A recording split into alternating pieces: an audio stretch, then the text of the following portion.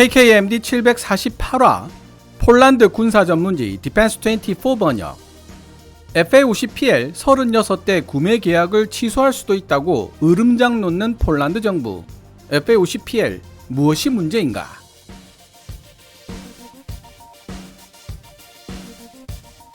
(2024년) 국내 언론 뉴스원은 폴란드 한국과 FA-50 계약 감사, 폴란드 군 이익 고려 안해 라는 제목의 기사를 게재했습니다. 뉴스원은 이미 인도된 FA-50 12대 세계 최초 전투 불가능한 전투 비행기라는 폴란드 국방부 차관 체자리 톰치크의 국회 발언을 인용하면서 FA-50PL 36대의 인도가 9개월 지연될 수도 있다고 보도했죠. 마침 이와 관계된 기사를 폴란드 군사 전문 매체 디펜스24가 추석 연휴 중이었던 9월 16일 게재했습니다. 헤드라인만 봐도 전반적인 기사 논조를 추론할 수 있는데요. 디펜스24 기사 헤드라인을 번역해보면 FA-50 무장에 관한 진실입니다. FA-50 무장에 뭔가 문제가 있다는 사실을 알 수 있게 해주는 제목입니다. FA-50PL 사업을 진행시켰던 고위층에서는 이미 충분히 예견할 수 있는 사태였으며 대한민국의 국익을 우선시했다면 진작에 대처 가능했던 사태라는 생각이 들었습니다. FA-50PL 36대의 인도가 9개월 지연될 수도 있다는 국내 언론 뉴스원의 보도 또한 이와 관계가 깊습니다.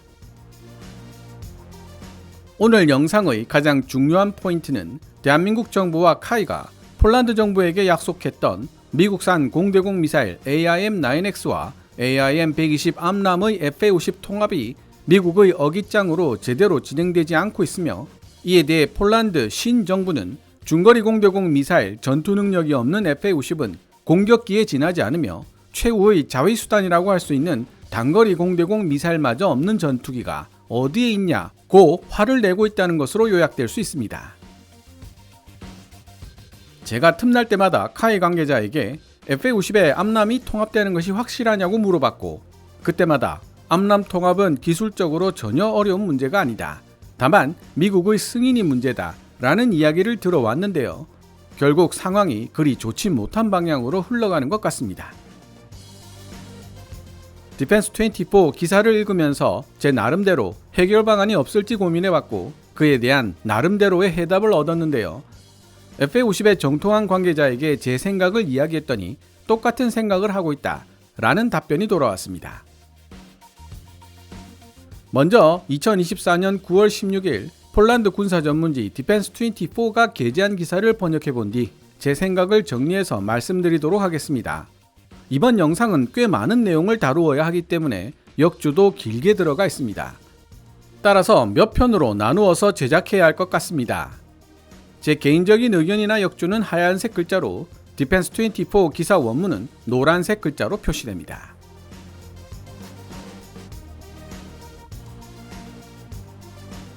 체자리 톰치크 폴란드 국방부 차관은 폴란드 국회에서 행한 연설을 통해 FA-50 구매 방식에 문제가 있다고 비판하면서 무엇보다도 FA-50에 사용할 수 있는 무장이 부족하다는 점을 지적했다.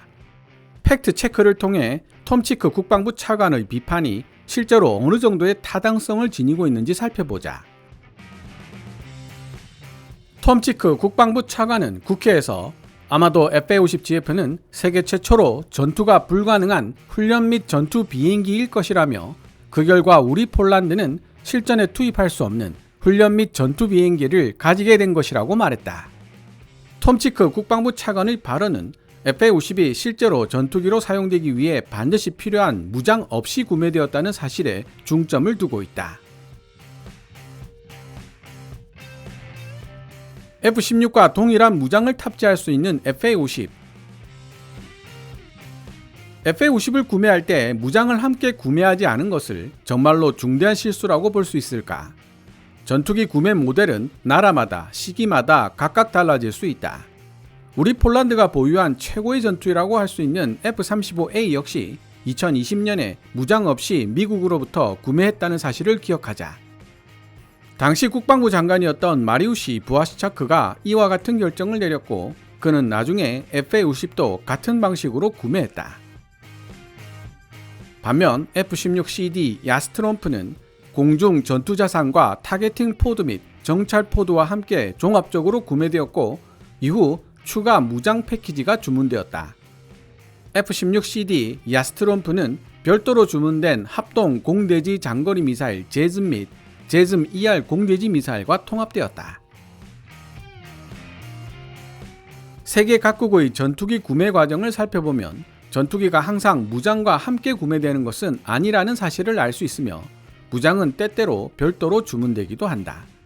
예를 들어 최근 미국이 이스라엘에 승인한 F-15IA 전투기 50대를 판매하는 계약에는 무장이 포함되지 않았고 무장을 장착할 수 있는 발사대만 포함되어 있었다.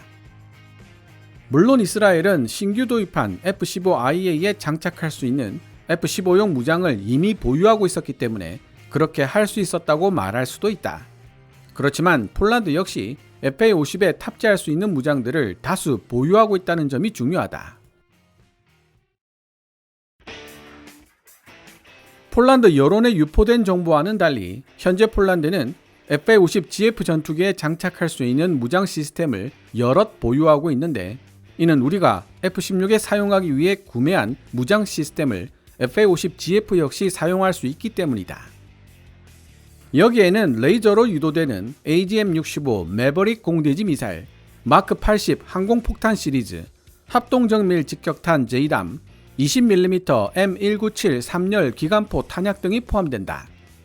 M197 기관포는 F-16에 사용된 M61 기관포를 경량화시킨 버전이며 동일한 탄약을 사용한다.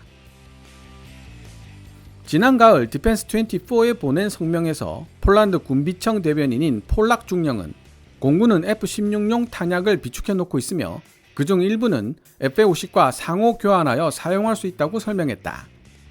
지금으로부터 12년 전쯤 구매된 F-16에는 전혀 다른 구매 방식이 적용되었는데 당시 F-16 야스트롬프는 폴란드 공군에 도입된 최초의 서방 전투기였기 때문에 미국으로부터 전투기와 함께 필요한 무장을 통합적으로 구매해야 할 필요가 있었다는 점을 감안해야 한다. 물론 폴란드가 F-16 3개 비행대대를 위해 구매해 놓은 탄약 재고는 FA-50 3개 비행대대까지 합친 6개 비행대대가 사용하기에는 부족한 양이며 재고량을 늘려야 할 필요가 있다. 그럼에도 불구하고 세계 무기 시장에서 F-16 및 FA-50을 위한 무기 및 탄약을 구매하는 것은 전혀 어려운 일이 아니다. F-16은 세계에서 가장 많이 팔려나간 베스트셀러 전투기들 중 하나이기 때문이다.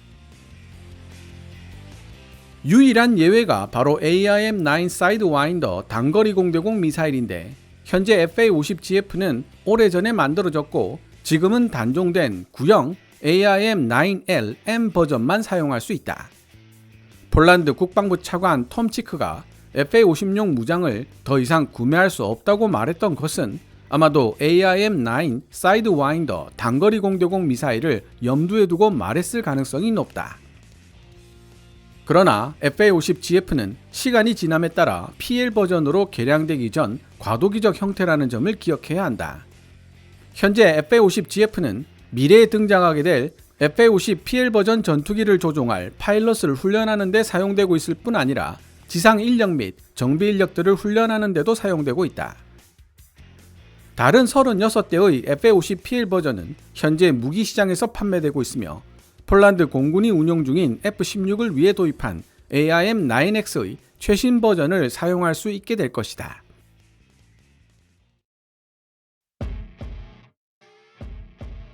대한민국 정부와 폴란드 정부가 FA-50PL 36대 판매 계약을 맺을 때 AIM-9X의 통합은 반드시 성사시키고 AIM-120 암람의 통합에 대해서는 최대한 성사시킬 수 있도록 노력한다고 규정한 것으로 알려지고 있습니다. 미국 정부는 FA-50에 대해 미국산 레이더를 탑재하는 조건으로 미국산 공대공 미사일, 즉 AIM-9X와 AIM-120 암람의 통합을 허용할 수 있다고 제한을 걸었는데요. 이런 제한을 만족시키기 위해 카이 기술진들은 FA-50PL에 RTX 9 레이시온이 만든 팬텀 스트라이크 A사 레이더를 탑재하기로 결정합니다. 대한민국 정부와 카이가 예상했던 그림은 FA-50PL 버전 개발에 협력하기로 약속한 RTX가 팬텀 스트라이크 A사 레이더에 AIM-9X를 연동시키기 위해 미국 정부를 설득하는 모습이었을 텐데 정작 RTX는 그 어떤 움직임도 취하지 않고 있는 상황입니다. 그 때문에 FA-50PL에 AIM-9X를 통합시키는 작업이 진행되지 못하고 있고 결과적으로 FA-50PL 인도 시기가 최소 9개월 이상 늦춰질 것이라는 사실을 국내 언론 뉴스원의 보도로 확인할 수 있습니다. 여러 정황으로 미루어 봤을 때 미국이 FA-50에 AIM-9X를 통합시키는 승인을 앞으로도 내주지 않을 가능성이 높다고 분석할 수 있습니다.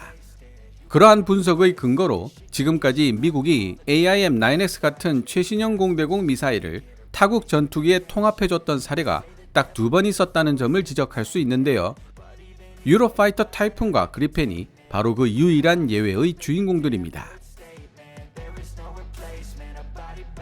유럽이 만든 단거리 공대공 미사일 아이리스-T에 많은 관심을 가지고 있었던 미국이 아이리스-T에 대한 설계 자료를 넘겨받는 대가로 유로파이터 타이푼 및 그리펜의 AIM-9X 통합을 허용해 주었을 것으로 분석할 수 있습니다.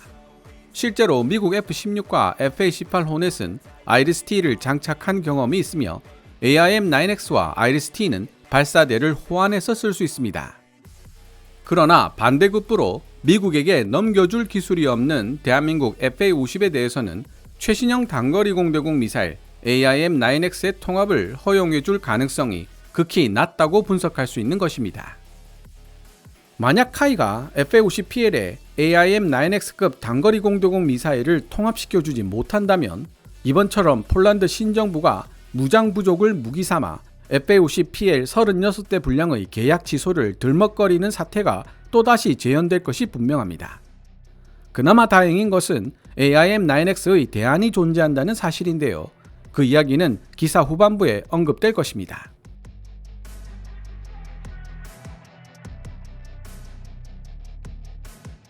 또한 FA-50은 레이저 유도 방식의 GBU-12를 사용할 수 있으며 무장과 직접적인 관련은 없지만 팬텀 스트라이크 A사 레이더와 공중 급유 기능, 스나이퍼 XR 정찰 및 타겟팅 포드, 그리고 대용량 연료 탱크 같은 다양한 기능들도 추가될 예정이다.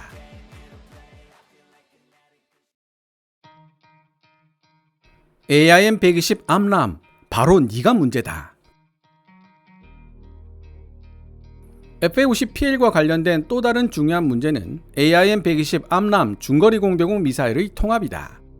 2022년 9월 한국과 체결된 FA-50 구매 계약은 30억 달러, 한화 4조 원에 달했으며 그중 7억 달러는 갭필러 버전 12대를 위해 23억 달러는 PL 버전 36대를 위해 지불되었다.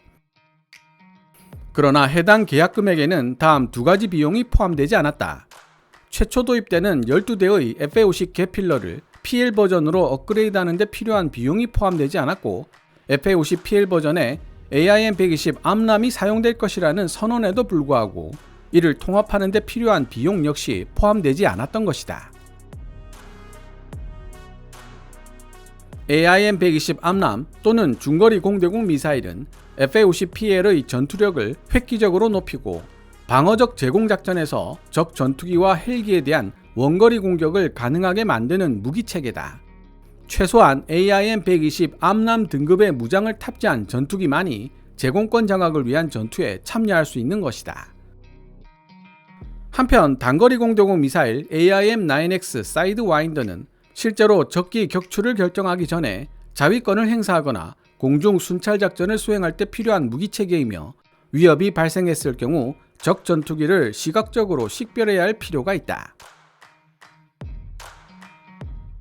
업계 관계자와 적외선 영상 IIR 방식의 단거리 공대공 미사일에 대한 이야기를 나누다가 알게 된 사실입니다만 아스람 같은 최신형 적외선 단거리 미사일들은 사거리가 중거리 공대공 미사일에 근접한다는 점에서 AIM-9X나 아이리스-T와 큰 차이가 있습니다.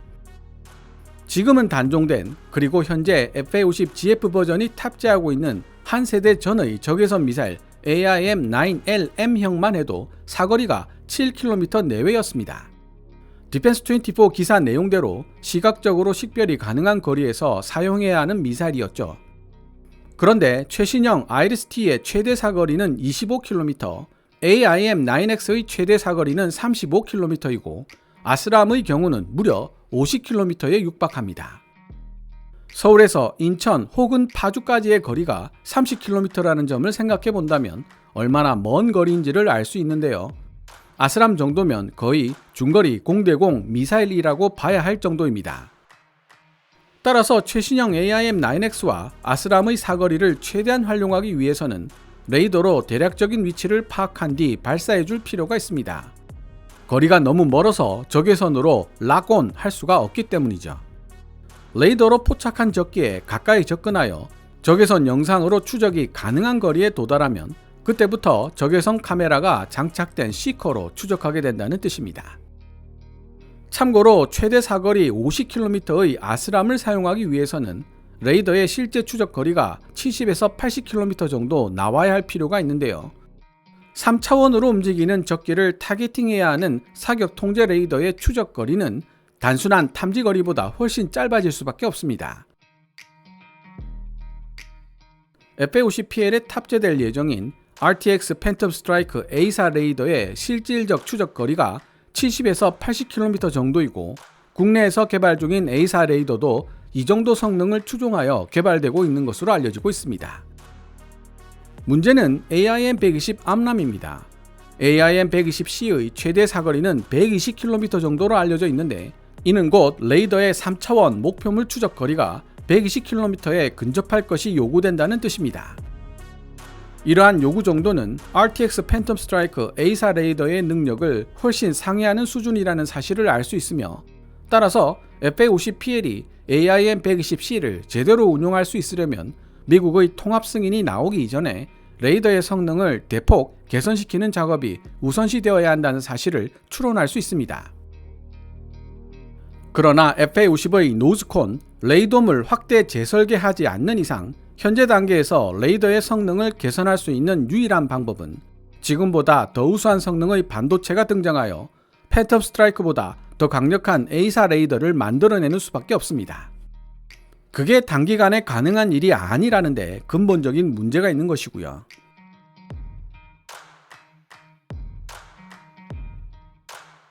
카이의 윤종호 부사장은 최근 암남 통합에 대한 디펜스24의 질문에 대해 다음과 같이 답했다. 미국의 동의가 필요합니다. 현재 암남 통합에 대한 타당성 조사가 진행 중에 있으며 3-4년 정도 시간이 걸릴 것입니다. FA-50에 AIM-120 암람을 통합시키는 것은 기술적으로 어려운 일은 아니지만 해결해야 할 문제는 다른 영역에 있다는 뜻이죠. 카이는 현재 관련 연구를 진행 중이며 이 문제에 대해서는 2-3년 안에 명확한 답이 나올 것이라 생각합니다. 카이는 이 문제가 폴란드에게 중요하다는 사실을 잘 알고 있습니다.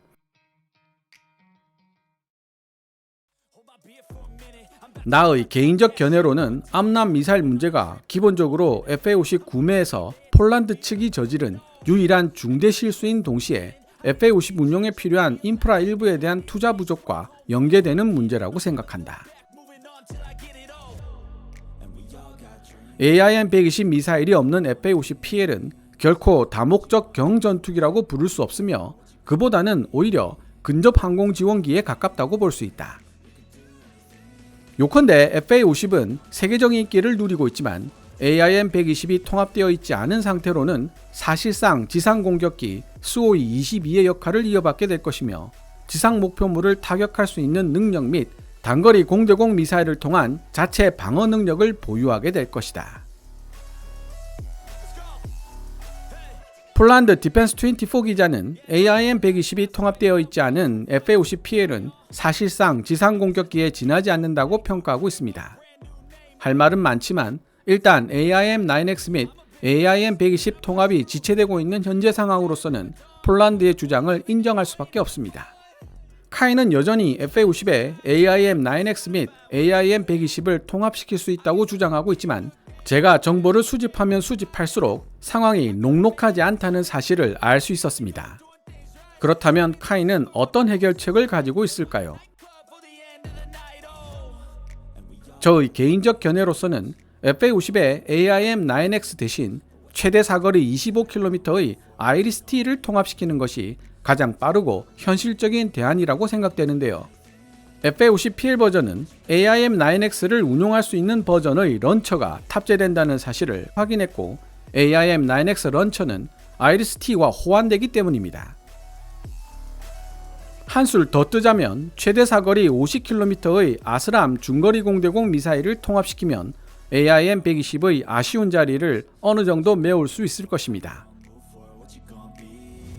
물론 RTX의 팬텀 스트라이크에 아이리스-T를 통합시키기 위해서 다소 복잡한 지적재산권 문제가 남아있기는 하지만 AIM-9X의 경우와는 달리 돈만 있으면 해결될 문제로 보입니다. 미국 F-16이 아이리스-T를 통합시킨 선례가 있기 때문입니다. 그러나 미국산 A사 레이더에 아이리스-T를 통합시키는 경우 향후 FA50PL 버전에 미국의 입김이 더 거세진다는 문제점이 대두됩니다. 향후 FA50을 어떻게 개량해 나가는 것이 우리의 국익에 가장 부합할지에 대해서는 차후 다른 영상에서 하나씩 심도 있게 다루어 보도록 하겠습니다. 계약 취소가 아닌 개선이 필요하다. 톰 치크 폴란드 국방부 차관은 FA50 프로그램을 폐기하기보다는 개선시키겠다는 내용을 발표했다. FA50PL이 앞으로 3-4년 내에 폴란드 공군에 합류할 예정이며 이들을 대체할 다른 잠재적 플랫폼을 구매하려면 2030년대까지 기다려야 할 뿐만 아니라 플랫폼 변경에 막대한 비용이 투입될 수밖에 없다는 점을 고려해 봤을 때 이는 현명한 선택이다. FA50 프로그램을 포기하기에는 이미 너무 멀리 왔다. 12대의 FA50GF가 폴란드 국내에서 운용되고 있으며 조종사들에 대한 훈련 과정 역시 끝난 상황이다. PL 버전 FA50 전투기들 중 일부는 이미 카이 공장에서 제작되고 있는 중이다. 다음과 같은 몇 가지 간단한 조치를 취함으로써 현재 상황을 보다 바람직한 방향으로 개선할 수 있을 것 같다. 첫째, 외부적으로는 F-16용 무장 패키지를 구매하는 형식으로 FA50GF를 위한 전투 자산을 구매해야 한다. 둘째, 미국 정부가 FA50PL의 암남 통합에 동의하도록 정치적인 압박을 가해야 한다. 물론 미국의 동의를 얻어내기가 결코 쉽지는 않겠지만 폴란드는 한국이나 FA50 암남 통합에 관심이 있는 다른 고객, 예를 들면 말레이시아 같은 나라들과 힘을 합쳐 행동할 수 있다. 미국을 압박하여 FA50에 암람을 통합시키는 작업이 불가능한 것으로 판명될 경우라도 우리는 카이가 각종 공대공 미사일을 생산하는 유럽 기업들과 좋은 관계를 맺고 있다는 점을 기억해야 한다. 예를 들어 세계 최강이라고 불리는 장거리 공대공 미사일 MBDA 미티어와 단거리 공대공 미사일 아이리스-T는 카이가 만든 또 다른 전투기 KF-21 보람에 이미 통합된 상태다. 이러한 유럽산 공대공 미사일들을 FA50에 통합하는 작업에 대해서는 그 누구도 이의를 제기할 수 없을 것이다. 유럽산 공대공 미사일을 통합시키는 경우라면 레이더는 미국산 팬텀 스트라이크보다 국산 A사 레이더를 사용하는 편이 오히려 더 좋은 결과를 불러올 것입니다. KF-21 보람에 탑재된 국산 A사 레이더를 미티어와 아이리스-T에 연동시키는 과정에서 필요한 지적재산권을 이미 다 획득했고 다양한 종류의 실험 데이터까지 활용할 수 있기 때문이죠. FA50PL에 미티어를 통합시킨다면 더할 나위 없이 좋기는 하겠지만 이미 말씀드렸던 레이더 사정거리 문제 때문에 배보다 배꼽인 상황이 벌어지게 됩니다. 200km 이상으로 추정되는 긴 사정거리를 자랑하는 미티어 공대공 미사일을 제대로 사용하기 위해서는 레이더의 탐지 및 추적거리도 그에 준할 정도로 길어야 합니다. 그러나 현재 FA50 노즈콘 레이돔의 크기와 반도체 성능으로는 제 아무리 A사 레이더라고 해도 70에서 80km가 성능상 한계이기 때문에 미티어의 장점을 살리기가 어렵습니다. 대신 최대 사거리 50km의 아스람과 최대 사거리 25km 아이리스-T라면 현재 FA50의 성능을 최대로 이끌어낼 수 있는 조합을 만들어낼 수 있을 것으로 분석됩니다. 물론 국산 중거리, 단거리 공대공 미사일을 개발하는 것이 가장 좋은 대안이 되겠지만 말입니다. FA50 구매 계약에 대한 공정한 평가가 필요하다. 오늘날 많은 사람들이 별 생각 없이 예전 F-16을 구매했을 때처럼 포괄적인 방식으로 모든 요소를 종합적으로 고려하지 않고 F-50 전투기 구매를 은밀하게 진행시켰다는 이유로 부하시차크 전 국방부 장관을 비판하고 있다. 그러나 우리가 F-16 야스트롬프를 구매했었던 무렵, 즉 21세기가 막 시작되었던 시대는 세계 평화가 영원히 지속되어 모든 것을 천천히 차분하게 계획해도 될 것처럼 보였던 시기였다는 사실을 기억할 필요가 있다. 이와는 대조적으로 FA-50은 2022년 9월 폴란드의 전쟁의 망령이 목전까지 들이닥쳤던 긴급한 시기 몇 달 동안 구매를 위한 의사결정 과정이 진행되었다.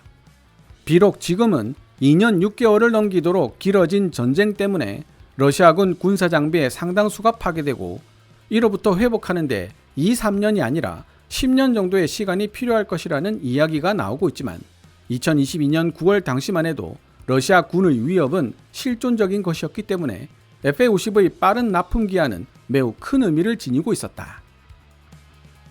FA-50을 도입한 덕분에 폴란드 공군은 전투기 비행대대 하나를 즉시 확보할 수 있었고 3-4년 후에는 FA-50PL 2개 비행대대가 추가되어 지금보다 훨씬 더 강력한 공군 전력을 가질 수 있게 될 것이라는 사실은 그때보다 상황이 약간 더 나아진 오늘날에도 여전히 기쁘고 다행스러운 일이 아닐 수 없다.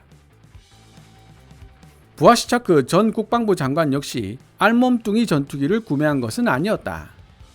해당 구매 계약에는 풀미션 시뮬레이터와 트레이너, 조종사 및 지상 요원 교육, 소모품 및 예비 부품 재고가 포함되어 있었다.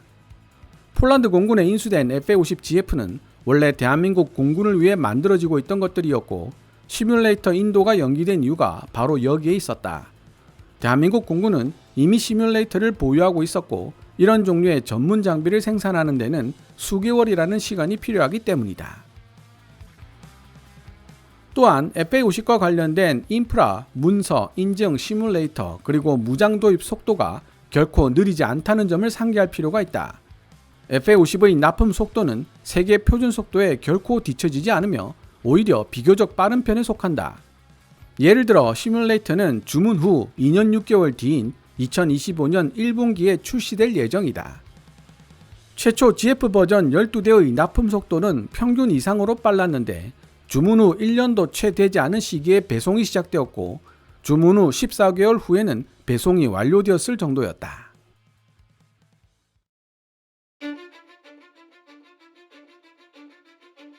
지금까지 2024년 9월 16일 폴란드 군사 전문지 디펜스24가 게재한 기사를 번역해 보았습니다.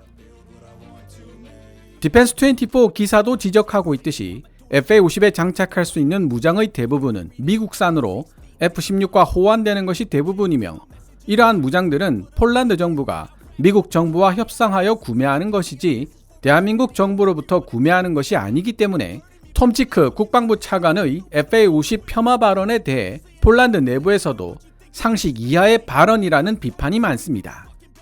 톰치크 국방부 차관 발언의 목적은 한국과 FA-50 도입 계약을 맺었던 야당, 법과 정의당을 공격하는 데 있다고 보는 것이 타당하겠죠. 그러나 AIM-9X와 AIM-120 암람 통합 문제는 FA-50 플랫폼의 미래를 결정지을 수 있는 중요한 사안이기 때문에 좀 더 깊이 있게 들여다봐야 할 필요가 있습니다. 기사 번역 중에 말씀드렸지만 지금 상황에서 FA-50에 적용할 수 있는 현실적 대안은 최대 사거리 50km의 중거리 공대공 미사일 아스람과 최대 사거리 25km의 단거리 공대공 미사일 아이리스-T를 조합하는 것입니다. 개발이 결정되었지만 등장까지 10년 정도의 시간이 걸릴 것으로 예상되는 국산 장거리, 단거리 공대공 미사일이 FA-50에 통합되기 전까지 미국의 어깃장이 계속된다면 유럽산 공대공 미사일로 버티는 것 외에 다른 방법은 없기 때문입니다. KKMD를 통해 FA-50에 관한 이야기를 5년 가까이 다뤄오면서 다양한 계층의 관계자들과 만나 대한민국 항공우주 산업의 역사의 시발점인 T-50, FA-50에 관한 이야기를 들어봤습니다. 그동안 제 생각에 많은 변화가 있었다는 사실을 솔직하게 인정해야 할 것 같은데요. 개인적으로 인상 깊었던 이야기는 FA-50의 전투행동 반경이 무장 정도에 따라 350km에서 450km 사이로 결정된 이유였습니다. 미국이 T-50 사업을 통해 제트 전투기 생산 기술을 이전해 주면서도 한반도를 둘러싸고 있는 중국과 일본을 자극시키지 않기 위해 한반도를 벗어나기 어려운 체급으로 T-50을 설계했다는 것입니다. 그 외에도 FA-50은 레이더가 탑재되는 레이돔이 가늘고 길게 설계되어 있다는 특징도 지니고 있습니다. 하지만 사브 그리펜 E의 경우 FA-50과 비슷한 체급임에도 불구하고 레이돔이 상대적으로 짧고 굵게 설계되어 있죠. 이 두 가지 설계의 차이는 레이더 성능의 차이를 불러오게 되고, 이는 곧 중장거리 공대공 미사일 사용 능력에 있어서의 차이를 의미하게 됩니다. 소중한 우리 플랫폼 FA-50을 향후 계속 발전시켜 나가려면 우수한 성능의 국산 A사 레이더와 국산 장거리, 단거리 공대공 미사일 개발이 병행되어야 한다는 사실을 다시 한번 깨닫게 만드는 기사이기도 했습니다. 여기더해 FA-50에 탑재할 수 있는 현대적 무장을 더 많이 개발해 나가야 되겠다는 생각이 들었는데요. 장거리 공대지 순항 미사일 ALCM KPD-350K2와 초음속 공대함 미사일 등을 그 예로 들 수 있을 것 같습니다. LIG 넥스원과 타우러스 시스템즈가 공동 개발 MOU를 체결한 KPD-350K2의 경우 사거리가 500km 내외가 될 것으로 알려지고 있는데요. 전투 행동 반경 400km급의 FA-50PL이 KPD-350K2를 발사한다면 이론상 최대 900km 떨어진 곳의 지상 목표물을 타격할 수 있다는 뜻이 되는데, 이는 준중거리 탄도미사일 MRBM에 버금가는 사정거리입니다. 만약 폴란드가 KPD-350K2가 탑재된 FA-50PL을 운용할 수 있다면 폴란드에 접경하여 강력한 위협을 안겨주고 있는 러시아 영토 칼리닝그라드 전부를 안전한 폴란드 영공에서 타격할 수 있게 되는 것입니다. 그야말로 가성비 쩌는 무기체계가 되어버리는 것이죠. 반도체 기술 발달에 따라 더 작으면서도 더 강력한 성능을 발휘하는 A사 레이더를 개발하여 FA-50에도 국산 장거리 공대공 미사일을 통합시킬 수 있게 되는 그날이 오기를 기대해 봅니다. 오늘 KKMD에서 준비한 내용은 여기까지입니다. 방송되었던 내용들은 KKMD 공식 블로그에서도 만나보실 수 있으니 구글이나 네이버 검색창에서 KKMD를 검색해 보시기 바랍니다. KKMD는 여러분들께서 챙겨봐 주시는 광고 수익으로 운영되고 있습니다만, 영상 제작을 직접 지원하고 싶다면 농협 94812-16701호로 후원해 주셔도 됩니다. 지금까지 시청해 주셔서 감사합니다. Kevin's Military Channel KKMD